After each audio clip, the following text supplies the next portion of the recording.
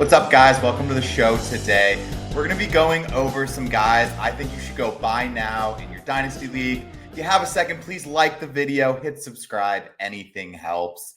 But let's get it kicked off today. Some guys that I want to go buy and how I plan on doing that in my Dynasty League. So first one today is going to be Tyjae Spears.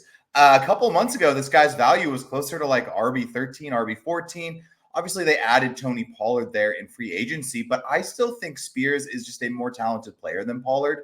He's younger, and he's just got some more juice, so I still think he is worth going to try and acquire for your team. Right now, looks like you can go get him for Christian Watson here on KTC.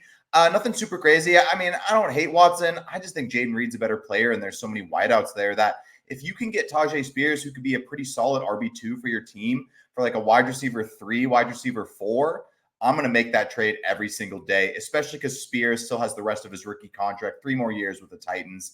And their O-line is going to be improved this year with the coaching staff and the draft picks just helping bolster it up here. So number 2, Jake Ferguson, someone I think could be a very solid tight end start for your Dynasty team here. And I'm going to go trade Jaylen Warren to get him. Jaylen Warren, good RB2, RB3 kind of guy. I just don't know if he has the upside with Najee Harris being there. And I know Najee may not be back next year, but then they're just going to draft someone else and bring him in. I just don't see Warren really being that workhorse role. And I think Jake Ferguson's basically locked to be a top 10 tight end here with the lack of running backs in Dallas and just growing on his role from last year. So I think Ferguson's a great guy to go get and just solidify your tight end position in Dynasty, especially if you don't really have a starter, or maybe you miss out on Brock Bowers in the rookie draft. And so you're looking for someone at that position. Third here, this one's more of a, like a win now kind of build.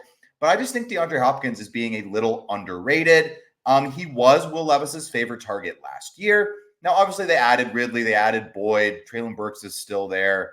But when it comes down to it, Hopkins is still a good player, and I think he has the TD upside that if you can get him for an early third-round pick, he's going to help your team in for this year and probably next year way more than most likely this 3.1 is going to help you unless you somehow hit on a mega stud, which can happen, but it's not very likely. So I think Hopkins still have enough in the tank. He's a good route runner, amazing hands. He lost a little of that top-end speed, but he was a top 30 wide receiver last year, and I would expect him to be the same this season. Next up, Michael Wilson for Josh Palmer here. I just prefer Wilson. I think for me, it's pretty simple. Michael Wilson's the wide receiver 2 on his team. Josh Palmer's the 2, the 3, the 4. I mean, I don't really know now with the Chargers. I think McConkey's the guy you want. Quentin Johnston's there. They signed DJ Chark. It's just going to be a lot, and I don't know how much they're really going to be passing around to all of the wide receivers. So Michael Wilson kind of slipping in the rankings a bit because they got Marvin Harrison. But when I was talking about buying Wilson, I never thought he was going to be the wide receiver 1. So I'm really not concerned. I still think he could settle into a pretty good wide receiver 2 role here with the Cardinals. And the last one, I've talked about this guy before, but I just think it's crazy that A.J. Brown is someone you might be able to go acquire right now, right? This trade, I'm saying maybe go get Rachaad White and JSN and upgrade to A.J. Brown.